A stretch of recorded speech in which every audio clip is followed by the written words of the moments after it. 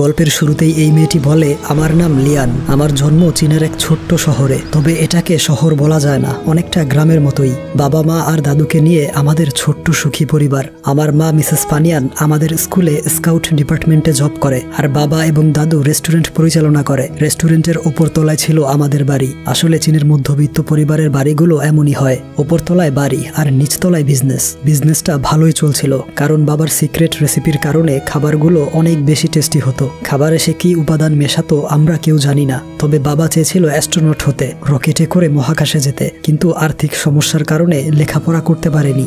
বাবা থাকতো অন্য এক গ্রামে, সেখানেও তার রেস্টুরেন্ট ছিল, আর সেই রেস্টুরেন্টেই মায়ের সাথে তার প্রথম দেখা হয়। এরপর তারা বিয়ে করে, আমার জন্ম হয় সেই গ্রামেই। মায়ের চাকরির সুবিধার্থে আমরা এই শহরে চলে আসি। এখানের সবচেয়ে বড় প্রবলেম হচ্ছে বর্ষাকালে পানির উচ্চতা এতটাই বেড়ে যায় যে দোকানের মধ্যে পানি ঢুকে পড়ে। তখন বাবা বালির বস্তা দিয়ে দোকানের সামনে বাঁধ তৈরি করে দেয়, আর বর্ষাকালে বৈদ্যুতিক লাইনে অনেক প্রবলেম দেখা দেয়। এসব প্রবলেম বাধা বিপত্তি নিয়েই চলে আমাদের দিনকাল। বাবার কাছ থেকে আমি দুটো জিনিস শিখেছি, একটা হচ্ছে স্কেটিং, যেটা সে নিজে আমাকে শিখিয়েছে, আর একটা হচ্ছে বরফে স্কিং। আমি আর বাবা প্রতি শীতের মৌসুমে চলে যাই চায়না রাশিয়ার বর্ডারে, যেখানে অনেক টুরিস্ট আসে অপরূপ সুন্দর পাহাড় দেখতে আর স্কিং করতে। তো আমরা দেখতে পাই প্রতিবারের মতো এবারও লিয়ান এবং তার বাবা মিস্টার জ্যাং চলে আসে সেই পাহাড়ে। অনেকক্ষণ স্কিং করে এবং ছবি তুলে খাওয়া দাওয়া করতে যায়। মিস্টার জ্যাং এর সবচেয়ে পছন্দের জিনিস হচ্ছে কোক বা কোলা, তার সবকিছুর সাথে কোলা চাই। এই নিয়ে লিয়ান সব সময় হাসি ঠাট্টা করত। এরপর সে ছবিগুলো দেখছিল, দেখে তার বাবা একটা ছবিও ঠিকভাবে তুলতে পারেনি, তাই আবারও বায়না ধরে পাহাড়ে যাবে। তার বাবা মানা করলেও সে কিছুতেই শুনতে চায় না, তাই তারা আবারও পাহাড়ে গিয়ে আরো কিছুক্ষণ স্কিং করে এবং ছবি তোলে। ওইদিকে তার মা পানিয়ান স্কুলের কাজ শেষ করে বাড়ি ফেরে। প্রতিবেশীরা বলে, এবারও কাজের জন্য আটকে গেলে, পাহাড়ে যেতে পারলে না, তাদেরকে দ্রুত চলে আসতে বলো। আমার নাতনি মাংলি তার বান্ধবী লিয়ানকে খুব মিস করছে। সে বিদায় নিয়ে বাড়ির দিকে যাচ্ছিল, তখন লিয়ান ফোন করে বলে তাদের অ্যাক্সিডেন্ট হয়েছে, সে যেন দ্রুত চলে আসে। এই শুনে সে ছুটে যায় সেই হসপিটালে। লিয়ান তাকে দেখতেই কান্নায় ভেঙে পড়ে। দেখা যায় তারা যখন দ্বিতীয়বারের মতো পাহাড়ে গিয়েছিল, তখন ভালো ব্যাকগ্রাউন্ডে ছবি তোলার জন্য লিয়ান কিছুটা দূরে চলে যায়। জ্যাং লক্ষ্য করে লিয়ান যেদিকে যাচ্ছিল সেদিকেই হচ্ছে পাহাড়ের শেষ অংশ। এটা দেখে লিয়ানকে থামানোর জন্য সে তার পিছু করে। কানে হেডফোন থাকায় লিয়ান তার ডাক শুনছিল না, তাই সে দ্রুত ছুটে গিয়ে লিয়ানের সামনে দাঁড়ায়। লিয়ান তার সাইন ল্যাঙ্গুয়েজ বুঝতে পেরে থেমে যায়, তবে মেয়েকে বাঁচানোর চিন্তায় সে ভুলেই গিয়েছিল। সে দাঁড়িয়ে আছে পাহাড়ের একদম কিনারায়, আর তখনই সেই অংশটা ভেঙে সে নিচে পড়ে যায়। একাধিক সার্জারির পর সে কোনো রকমে বেঁচে যায়, তবে ডক্টর বলেছে সে কোমায় চলে গিয়েছে, তাকে লাইফ সাপোর্টে রাখা হবে। কবে জ্ঞান ফিরে আসবে তা সৃষ্টিকর্তা ছাড়া কেউ জানে না। এভাবে প্রায় 1 বছর কেটে যায়। তারা দুজন দিনরাত সেবা শুশ্রূষা করে। একদিন লিয়ান শুনতে পায় তার মা কারো কাছ থেকে টাকা ধার চাইছে, অর্থাৎ জ্যাংয়ের পেছনে সমস্ত টাকা খরচ করে ফেলেছে। এদিকে ডক্টর জানিয়ে দেয় জ্যাংয়ের কোনো উন্নতি লক্ষ্য করা যাচ্ছে না, হয়তোবা আর কখনো তার জ্ঞান ফিরে আসবে না। ভালো হয় জ্যাংকে কষ্ট না দিয়ে তার লাইফ সাপোর্ট খুলে ফেলা। এই কথা লিয়ান শুনে বলে, প্রয়োজনে আমি সারা জীবন বাবার সেবা করে যাব, তবুও তাকে মরতে দেব না। এই বলে ডাক্তারের সাথে কথা বলতে যাবে, তখন পানিয়ান বলে, আমি কাগজে সাইন করে দিয়েছি, কিছুক্ষণ পর জ্যাংয়ের লাইফ সাপোর্ট খুলে দেয়া হবে। এই শুনে লিয়ান অঝরে কান্না শুরু করে। এরপর জ্যাংয়ের লাইফ সাপোর্ট খুলে দিলে তার মৃত্যু হয়ে যায়। এর কয়েক মাস পর সরকারি নিয়ম অনুযায়ী জ্যাংয়ের সমস্ত লাইসেন্স অফিসে জমা দিয়ে আসে। ফেরার পথে একটা কুকুরছানা তাদের পেছন থেকে এসে সামনে দাঁড়ায়। কুকুরটা এত মায়াবী দৃষ্টিতে লিয়ানের দিকে তাকিয়েছিল, সে নিজেকে কন্ট্রোল করতে না পেরে কুকুরটাকে আদর করতে যাবে। তখন তার মা থামিয়ে দিয়ে বলে, এটা রাস্তার কুকুর, কামড়ে দিতে পারে। লিয়ান নিচে বসে তার মায়াবী চোখের দিকে তাকিয়ে থাকে। তখন তার মালিক এসে জানায় কুকুরছানাটা খুব দুষ্ট স্বভাবের, প্রত্যেকদিন দোকান থেকে বেরিয়ে যায়। যাওয়ার সময় লিয়ান দেখে কুকুরটা তার দিকে তাকিয়েছিল, তার কাছে আসার জন্য ছটফট করছে।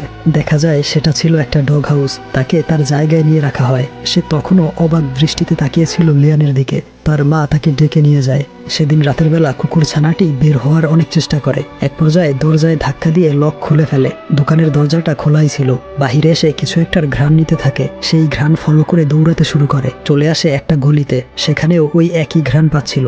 শেষমেশ চলে আসে একটা ঘরের সামনে। দরজা খুলে এক রুমে ঢুকে পড়ে। এরপর লাফিয়ে টেবিলের উপর ওঠে এবং সেই চেয়ারে শুয়ে থাকে। তখন পানিয়ান আসে সেই রুমে, তার হাতে ছিল একটা খেলনা রকেট। আমরা বুঝতে পারি এই রুমটা ছিল তার স্বামী মিস্টার জ্যাংয়ের। জ্যাং এই রুমে বসে স্টাডি করতো রকেট এবং মহাকাশ নিয়ে। তো পানিয়ান দেখে তার স্বামীর চেয়ারে বসে আছে সেই কুকুরটা। তখন লিয়ানও সেখানে চলে আসে, কুকুর ছানাটাকে দেখতেই আদর করতে থাকে, বলে তুমি তো সেই কুকুরটা, এখানে কিভাবে আসলে, দেখে মনে হচ্ছে তুমি তৃষ্ণার্থ। এই বলে পানি আনতে চলে যায়। তখন তার মা সেটাকে বাহিরে নিয়ে ছেড়ে দেয়, তবে কুকুরটা ভেতরে আসতে চাইছিল, দরজা আটকে দেওয়াতে আসতে পারে না। সে তার মেয়েকে বলে আমাদের মানসিক অবস্থা ভালো নেই, এই অবস্থায় বাড়িতে কুকুর রাখার কোনো প্রয়োজন নেই। এই শুনে লিয়ানের খুব মন খারাপ হয়। সে বাহিরে গিয়েও খুঁজে দেখে, কিন্তু কুকুরটাকে কোথাও দেখা যায় না। পরদিন তার বান্ধবী ম্যাংলিকে কুকুরের বিষয় বলে ওই কুকুরটাকে আমার খুব ভালো লেগেছে, আমি তাকে রাখতে চেয়েছিলাম, তবে মা তাকে পছন্দ করে না। ঠিক তখনই সেই কুকুর ছানাটা তাদের সামনে এসে বসে পড়ে। তারাও বসে কুকুর ছানাটার মায়াবী চোখগুলো দেখতে থাকে। মাংলি বলে ও একদম নোংরা হয়ে আছে, মনে হচ্ছে সারা রাত রাস্তায় কাটিয়েছে। এই বলে সে এক কাজে চলে যায়। লিয়ান কুকুরটাকে বলে তুমি আমাকে খুঁজে বেড়াচ্ছ তাই না, কিন্তু আমি তোমাকে রাখতে পারবো না, তাহলে মা অনেক রেগে যাবে, তাই ভালো ছেলের মতো মালিকের কাছে ফিরে যাও। এই বলে সে চলে যাচ্ছিল। পেছনে ফিরে দেখে সে এখনো তার দিকে মায়াবী চোখে তাকিয়ে আছে। এরপর সে স্কুলে চলে আসে। কিছুক্ষণ পর গার্ডদের চিৎকার চেঁচামেচি শুনতে পায়। মিসেস পানিয়ান তখন অফিসে কাজ করছিল। সেও দেখতে পায় গার্ডরা কারো পেছনে ছুটছে। দেখা যায় তারা ছুটছিল সেই কুকুর ছানাটার পেছনে, যে লিয়ানের ঘ্রাণ ফলো করে চুপি চুপি ঢুকে পড়েছে স্কুলের ভেতরে। তো ঘটনা দেখার জন্য সবাই বাহিরে বেরোয়। তখন এই কুকুরটা দৌড়ে সোজা চলে আসে লিয়ানের কাছে।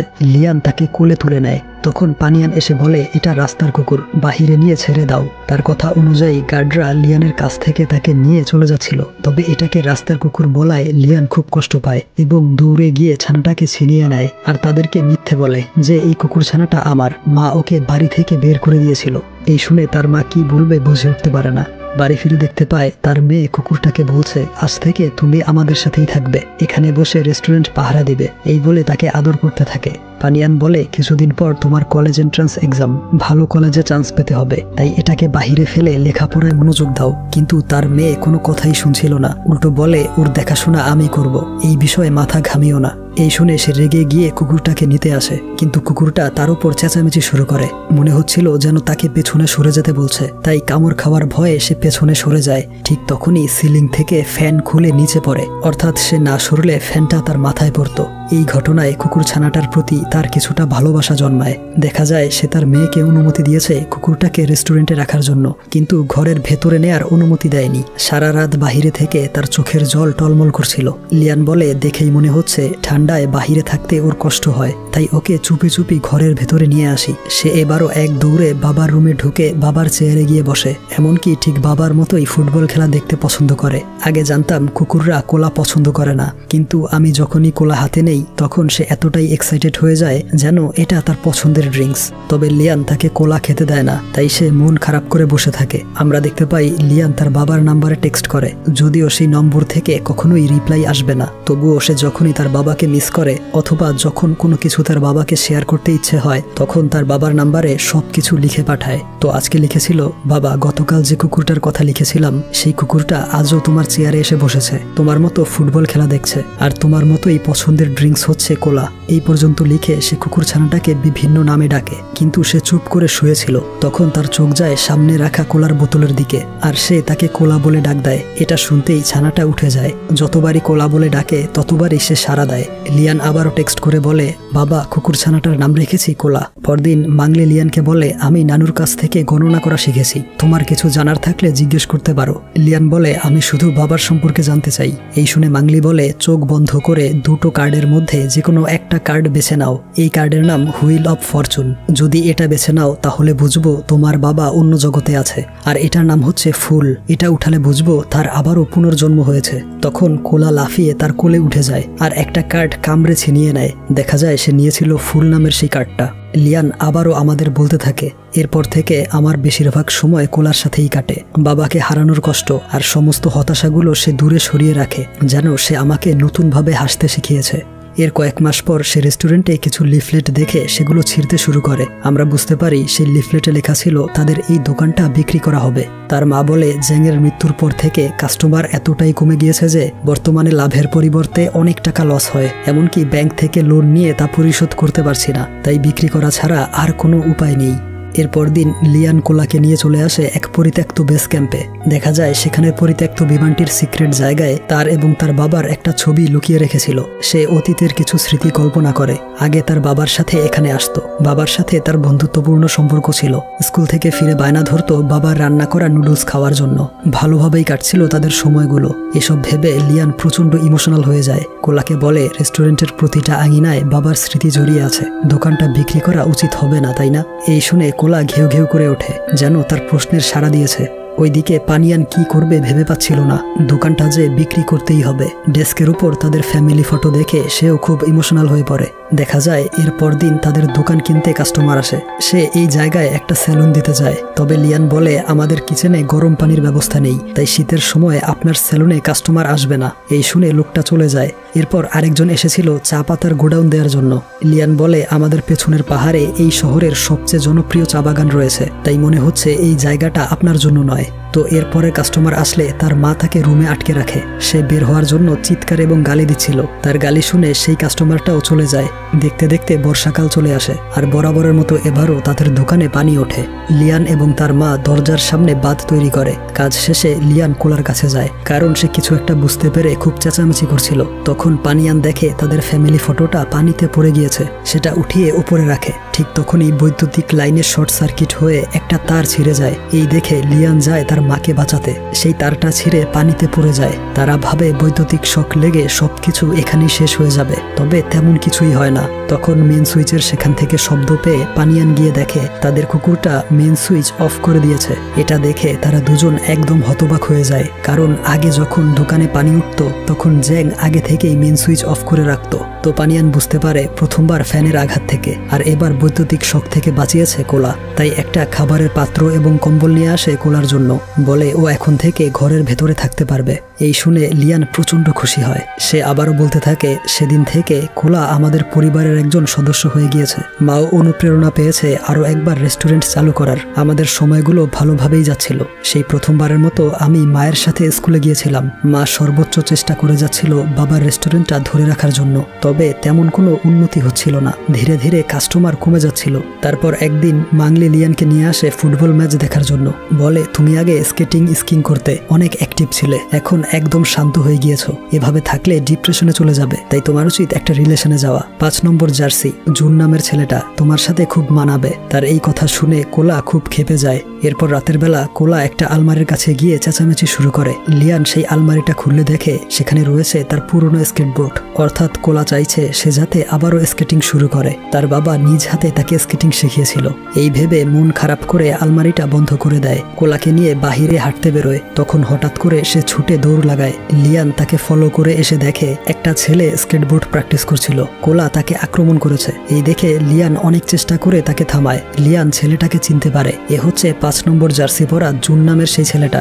লিয়ান কোলার এই ঘটনার জন্য তাকে সরি বলে। জুন বলে আমি তোমাদের পাশের গলিতে থাকি, অনেক আগ থেকেই তোমাদের রেস্টুরেন্টে খেতে যাই, তবে খাবারগুলো আগের মতো টেস্টি হয় না। লিয়ান কিছু না বলেই চলে যাচ্ছিল, তবে কোলা এখনো জুনের উপর রেগেছিল। সে তাকে টেনে নিয়ে আসে। কিছুক্ষণ পর আবারও ফিরে গিয়ে বলে তুমি এমনিতেও পড়ে যেতে, তোমার অ্যাঙ্গেল ঠিক ছিল না, আরো ভালোভাবে প্র্যাকটিস করতে হবে।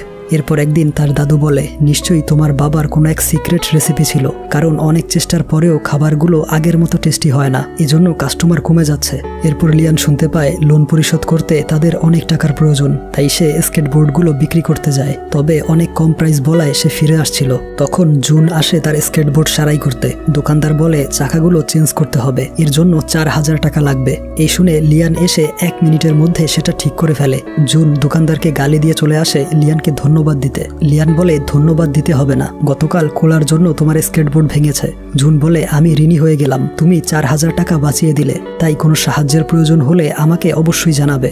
এই শুনে লিয়ান বলে যেহেতু তুমি রেস্টুরেন্টের নিয়মিত কাস্টমার ছিলে, তাই নিশ্চয়ই বুঝতে পারবে আগে কোন ধরনের মশলা ব্যবহার করা হতো। আগামীকাল বাজারে চলে এসো। পরদিন তারা চলে আসে বাজারে। জুন তার টেস্ট সেন্স ব্যবহার করে মরিচ এবং মশলা কিনতে সাহায্য করে। লিয়ান বলে আমরা কেউই জানি না বাবা কোন দোকান থেকে মশলা কিনতো। তখনই কোলা একদিকে ছুটতে শুরু করে। জুনু বাজারের ব্যাগ নিয়ে তাদের পিছু পিছু ছুটছিল। কোলা চলে আসে এক মশলার দোকানে। দোকানদার লিয়ানকে দেখে বলে তুমি তো জ্যাংয়ের মেয়ে, তোমার বাবা ছিল আমার বন্ধু, আমার থেকেই সব ধরনের মশলা নিত। এই শুনে লিয়ান চালাকি করে বলে বাবাকে যে মশলাগুলো দিতেন আমাকেও সেই মশলাগুলো দিন। এরপর বাজার শেষে বাড়ি ফিরে আসে। জুনকে দেখে পানিয়ান বলে, তুমি তো সেই ছেলেটা যে সারাদিন স্কুলে দুষ্টুমি করে বেড়াও। এই শুনে লিয়ান বলে, ও ছিল বাবার নিয়মিত কাস্টমার, ও আমাকে সাহায্য করেছে মশলা কিনতে। এরপর সঠিক পরিমাণ মশলা দিয়ে রান্না করে এবং এক এক করে পানিয়ান, জুন, লিয়ান এবং তার দাদু টেস্ট করে দেখে। পানিয়ান বলে, এবার মশলাটা একদম ঠিকঠাক ছিল, তবে এখনো কিছু একটা কমতি মনে হচ্ছে। তখন কোলা কোক নেয়ার জন্য চেঁচামেচি শুরু করে, আর এদিকে লিয়ান জুনকে বেশি করে খেতে বলে যাতে কোন মশলাটা কমতি আছে তা বুঝতে পারে। তবে ঝালে তার অবস্থা খারাপ হয়ে যায়। সে বাহিরে এসে একটা কোক নিয়ে খেতে শুরু করে। দেখা যায় বোতলটা রাখে চুলার কাছে। এই দেখে কোলা দৌড়ে এসে কোকটা খাবারের মধ্যে ঢেলে দেয়। তার দাদু টেস্ট করে দেখে সেটা খাওয়ার উপযোগী আছে কিনা। তবে সে একদম হতবাক হয়ে যায় আর বলে জ্যাংয়ের সিক্রেট রেসিপি ছিল কোক। এই শুনে তারাও টেস্ট করে প্রচন্ড খুশি হয়ে যায় আর কোলাকে ধন্যবাদ জানায়। দেখানো হয় জ্যাং সত্যিই তার খাবারের সাথে কোক মেশাতো। এতে করে তার খাবারে আলাদা একটা ফ্লেভার চলে আসতো, যেটা তার কাস্টমাররা খুব পছন্দ করত।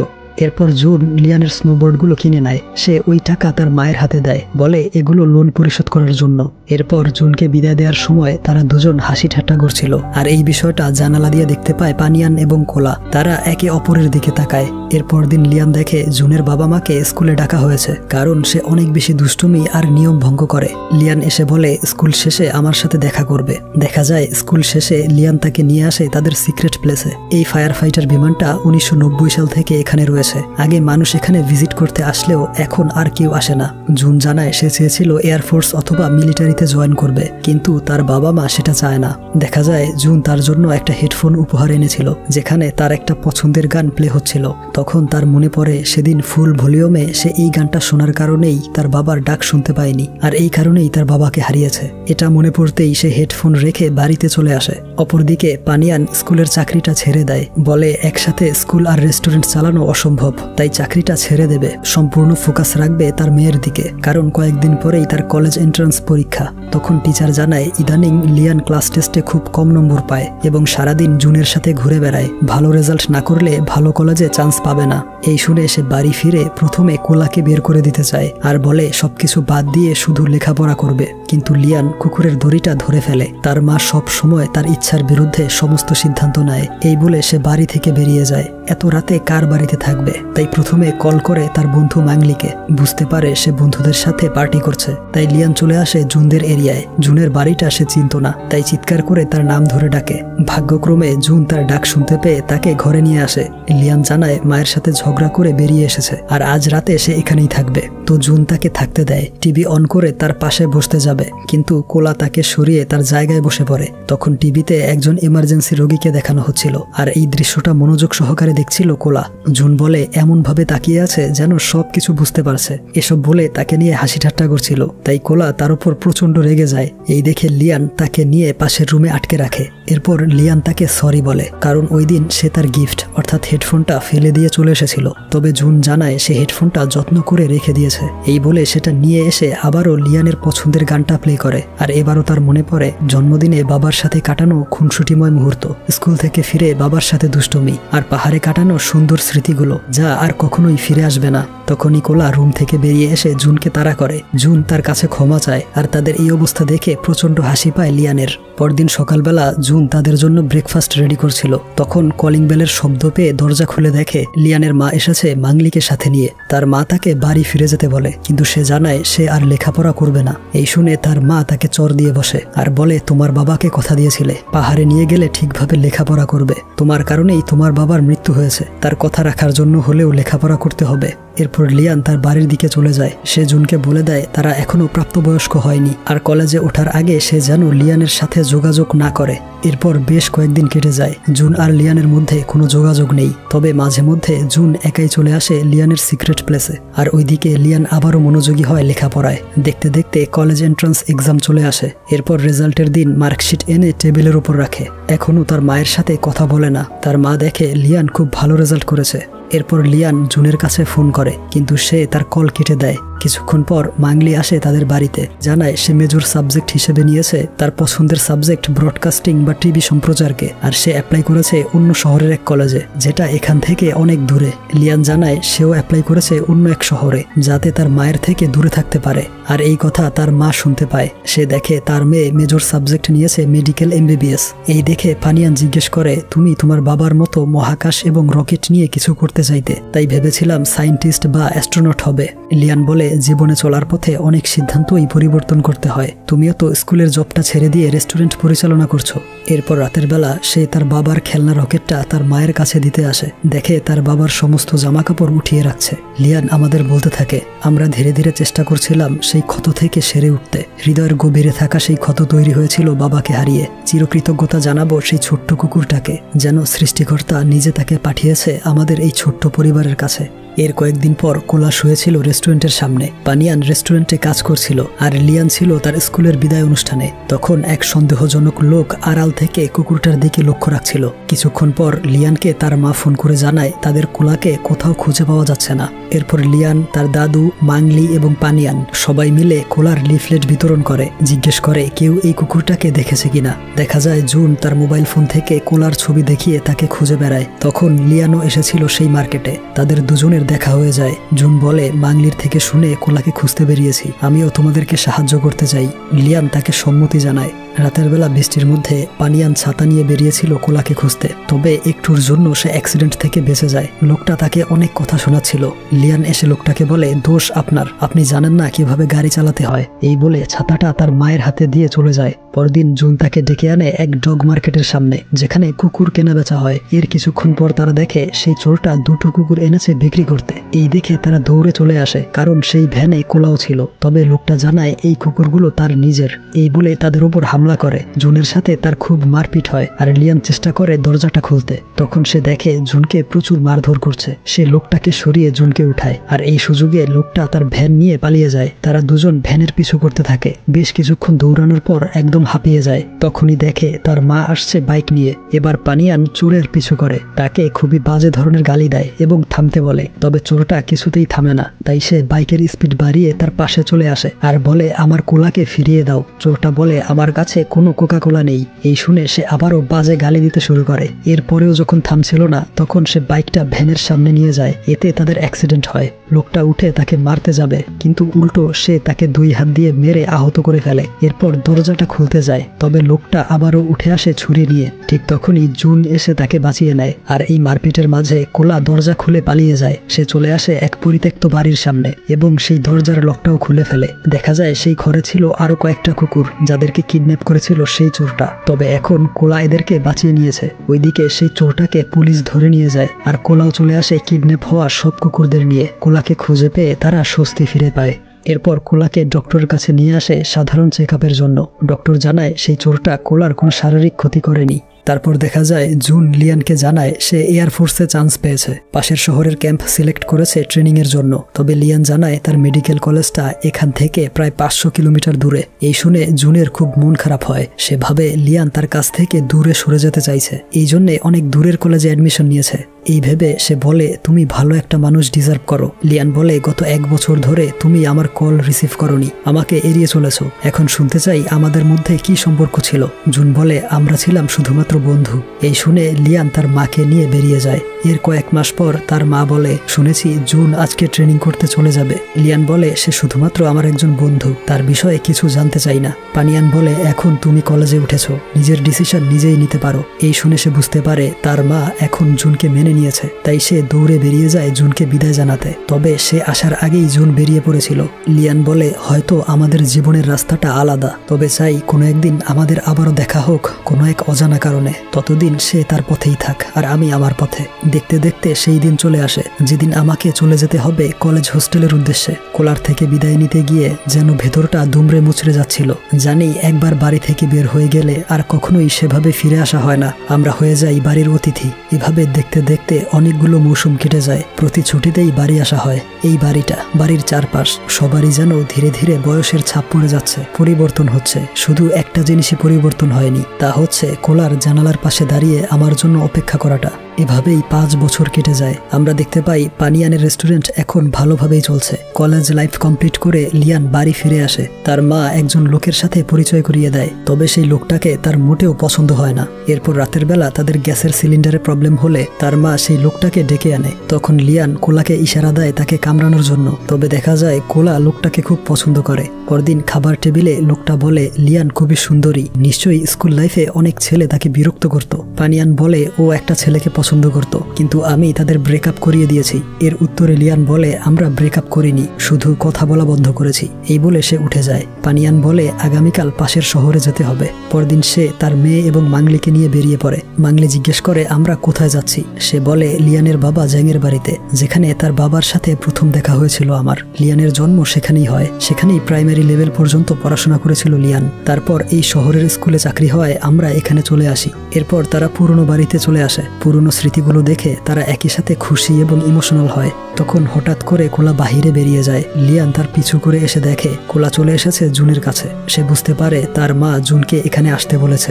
জুন তাকে দেখতেই দৌড়ে চলে আসে। বহুদিন পর তাকে দেখে লিয়ানের চোখে পানি চলে আসে। এরপর তাকে নিয়ে এগোতে থাকে তাদের পুরনো বাড়ির উদ্দেশ্যে। তার মা জুনকে দেখতেই হাসি মুখে ওয়েলকাম জানায়। লিয়ানকে বলে ঠিক এই জায়গাতেই তোমার বাবার সাথে আমার প্রথম দেখা হয়েছিল। তার 1 মাস পর আমাদের বিয়ে হয়। এরপর সন্ধ্যায় তারা চলে যায় সেই পাহাড়ি অঞ্চলের এক চূড়ায়। কিছুক্ষণ পর এখান থেকে রকেট উৎক্ষেপণ দেখা যাবে। রকেট লঞ্চের সময় তারা এতটাই এক্সাইটেড হয়ে যায় যে এক এক করে সবাই মনের কথাগুলো বলে দেয়। মাংলি বলে সে তার ব্রডকাস্টিং জবটা করতে চায় না। পানিয়ান বলে আজকে সে অনেক খুশি জুন আর লিয়ানকে একসাথে দেখে। তখন তারা দুজন একসাথে বলে ওঠে তারা একে অপরকে বিয়ে করতে চায়। এই শুনে মাংলি এবং পানিয়ান প্রচন্ড খুশি হয়। তার মনে পড়ে তাদের 3 জনের একসাথে কাটানো স্মৃতিগুলো, কতটা হাসি খুশি আর চিন্তাহীন সময় কাটিয়েছিল তারা। তখন দেখানো হয় যেদিন সে জুনের বাড়ি থেকে তার মেয়েকে নিয়ে এসেছিল, সেদিন অনেকক্ষণ যাবৎ জুনের সাথে তার কথা হয়। সে বলেছিল কলেজে ওঠার আগ পর্যন্ত তাদের কন্ট্রাক্ট অফ থাকবে, ততদিন পর্যন্ত যদি তাদের ভালোবাসা টিকে থাকে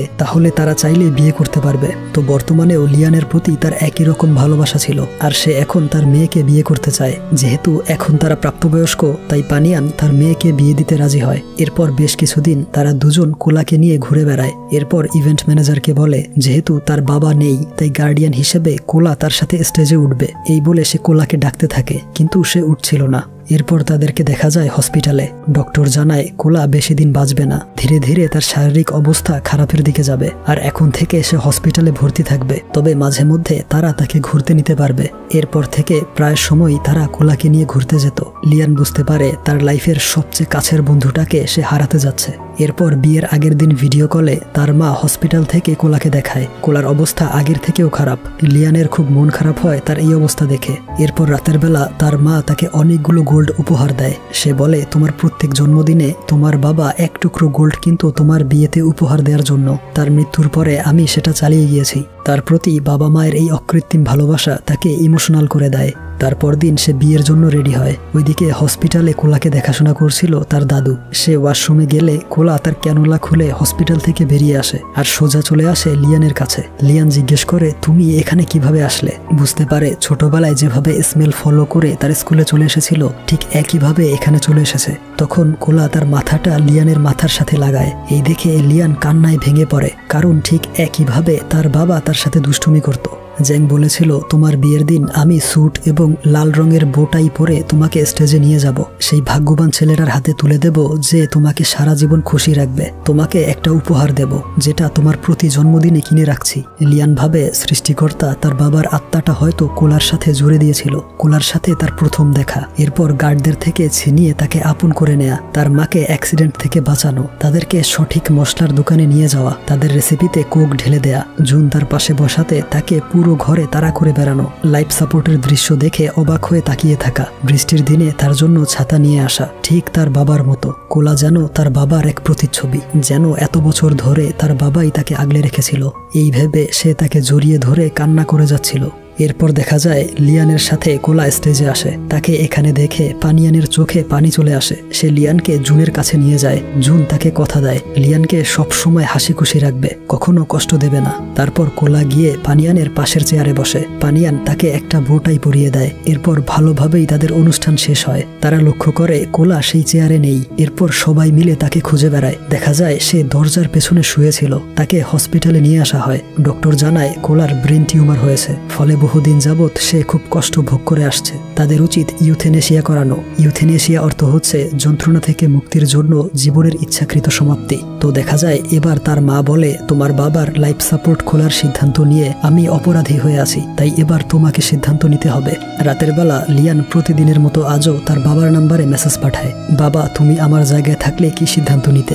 আজ তোমার কথা খুব মনে পড়ছে। তাই মনকে সান্ত্বনা দেওয়ার জন্য সেই নম্বরে কল করে। তখনই তার মায়ের ভুলবশত ফেলে যাওয়া ব্যাগের মধ্যে তার বাবার পুরনো সেই মোবাইল ফোনটা বেজে ওঠে। অর্থাৎ জুনকে পছন্দ করা থেকে শুরু করে কোলার অসুস্থতা পর্যন্ত যা কিছু তার বাবার নাম্বারে লিখে পাঠিয়েছে তা সবকিছুই দেখেছিল তার মা। তার মা এখনো তার বাবার মোবাইল ফোনটা যত্ন সহকারে রেখেছিল তার কাছে।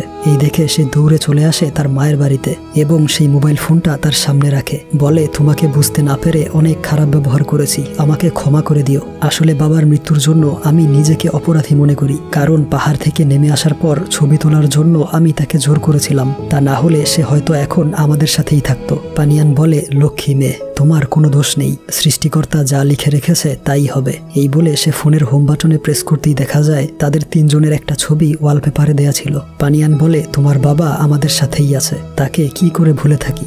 এই শুনে তার আর কোনো অনুশোচনা ছিল না। বুঝতে পারে বাবার অবর্তমানে তার মা ছিল তার সবচেয়ে বড় সাপোর্টার, যে আড়াল থেকে তাকে ভালোবেসে গিয়েছে। এরপর তারা সিদ্ধান্ত নেয় কোলাকে ইউথেনেশিয়া করাবে। তবে এবার ফর্মে সাইন করে লিয়ান। শেষবারের মতো কোলাকে বিদায় জানায়। এরপর তাকে ইনজেকশন দিলে চিরনিদ্রায় শায়িত হয়। তারপর থেকে লিয়ান আবারও স্কেটিং শুরু করে। সে আবারও ওই পাহাড়ে যায়। দূর থেকে অস্পষ্টভাবে দেখতে পায় কোলা এবং তার বাবাকে, যারা দূর থেকে বিদায় জানাচ্ছিল।